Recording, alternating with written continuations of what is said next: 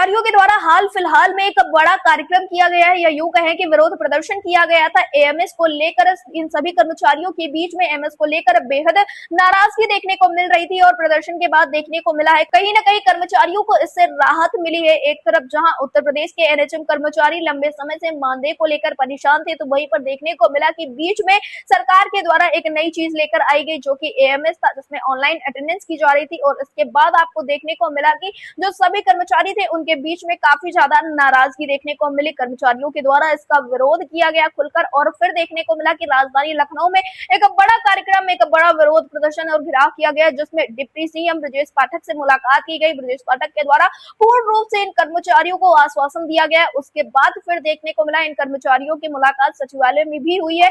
आपको बता दें कि लगातार कर्मचारियों के द्वारा प्रयास किया जा रहा है कि इनकी समस्याओं का हल हो जाए। इस बीच में देखने को मिला कि मानदेय को लेकर भी एक बड़ा कार्यक्रम संगठन के द्वारा किया गया था, जिसमें देखने को मिला कि आखिरकार मानदेय भी कर्मचारियों का उनके खातों में पहुंचने लगा।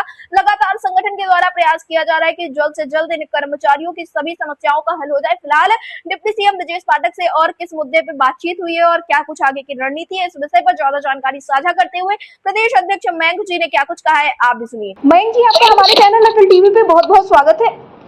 धन्यवाद। मयंक जी, जैसा कि देखने को मिला है कि हाल फिलहाल में आप लोगों के द्वारा एक बड़ा कार्यक्रम राजधानी लखनऊ में किया गया, उसके बाद सचिवालय बुलाकर वार्ताएं भी की गई है। क्या कुछ मामला था, किस वजह से आप लोगों के द्वारा इतना बड़ा प्रदर्शन किया गया?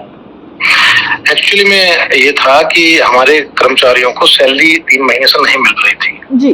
तो वहाँ हमारा प्रोग्राम हुआ था सैलरी के लिए, लेकिन उसी बीच इन्होंने ऑनलाइन अटेंडेंस के लिए एएमएस का ऐप लागू कर दिया जी।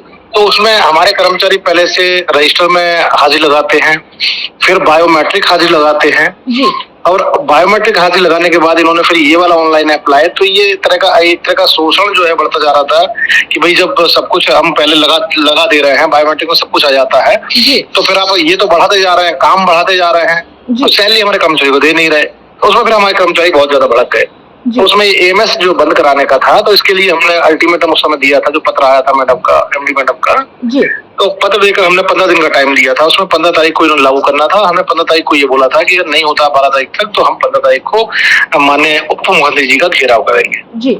तो उसी में 15 तारीख को जो है उसी क्रम में घेराव किया गया था। पूरा प्रदेश मतलब लगभग कर्मचारी वहां पहुंचे थे, जिसमें मैं आभार जताना चाहूंगा माननीय उप मुख्यमंत्री जी का। उन्होंने बड़े आदर से वहां पर बात करके सबको बिठा के वहां बात की। आवाज पे पहले मुझे भीड़ में से हाथ पकड़ के ले जाके गार्ड रूम में बैठ के बात की मुझसे, इतनी भीड़ में अलग ले जाके। उसके बाद में फिर उन्होंने वो संतुष्ट नहीं हुए शायद, तो उन्हें नहीं लगा कि हमारे साथ नाराजगी दूर हुई है कर्मचारियों की। तो उन्होंने विचारों ने फिर वहां पे सचिवालय बुलाया। सचिवालय बुलाकर वहां अच्छे से बात की, पूरा प्रतिनिधिमंडल हमारा पहुंचा, वहां पे बात हुई। उन्होंने तत्काल एएमएस के लिए माननीय जो हमारे एसीएस साहब हैं हेल्थ के, अमित घोष सर, उनसे बात की और टेलीफोनिक वार्ता में उन्होंने स्पष्ट कर दिया कि इसे एएमएस को आप अभी बंद कर दें और इसकी फाइल मेरे पास पहुंचाएं, मैं देखता हूं। और हम मेरे यहाँ से फाइल अभी इसके लिए निकलेगी, आपके पास पहुंचेगी, फाइल करके एमडी ऑफिस पहुंचा के इसका 3-4 दिन के अंदर पत्र जो है आप जारी कर दीजिएगा और इसे बंद करा दीजिएगा। और हमसे बोल दिया कि आपको एएमएस पर हाजिरी लगाने की जरूरत नहीं है जी, कोई प्रॉब्लम नहीं होगी, 3-4 दिन में पत्र जारी हो जाएगा जी। बिल्कुल। इसी के साथ मयंक जी, ये भी देखने को मिला था कि मानदेय को लेकर भी आप लोगों के द्वारा एक बड़ा कार्यक्रम किया गया था। वो कार्यक्रम किस प्रकार का था? वो हमारा ये था कि 2 महीने से सैलरी नहीं मिली थी, तीसरा महीना भी निकला जा रहा था। तो कर्मचारी जो एक अलग वेतन भोगी हैं, सभी जानते हैं, तो 1 महीने के ऊपर ही मतलब मानदेय पर आश्रित 1 महीने ही चल पाता है मुश्किल से। तो उसमें त्राही मतलब कर्मचारियों के बीच में मचने लगी थी और हम भी बहुत परेशान थे। कर्मचारी हमारे सामने रोते थे, फोन पर रोते थे कि भाई सर हमारा दूध बंद कर दिया, हमारे किराने वाले ने उधार देना मना कर दिया, हमारे बच्चों के एडमिशन नहीं हो रहे, अप्रैल में एडमिशन होते हैं और फीस जमा नहीं कर पा रहे हम। तरह तरह की प्रॉब्लम थी, किसी का रेंट नहीं भरा जाता, किसी की इंस्टॉलमेंट टूट गई थी। तो बहुत ज्यादा परेशानी कर्मचारियों में हो गई थी, जिसके लिए फिर हमें स्टेप लेना पड़ा। और हमने 18-19 हमें पता चला था कि भाई जुलाई के बाद सैलरी का हो पाएगा, क्योंकि बजट आरओपी नहीं आई है और बजट सेंट्रल से नहीं आया, वो जो जुलाई के बाद आएगा तब हो पाएगा। तब तक 5-6 महीने हो जाते और कर्मचारी समझ लो एक बार उनको मरने जैसी स्थिति हो जाती कर्मचारी की जी।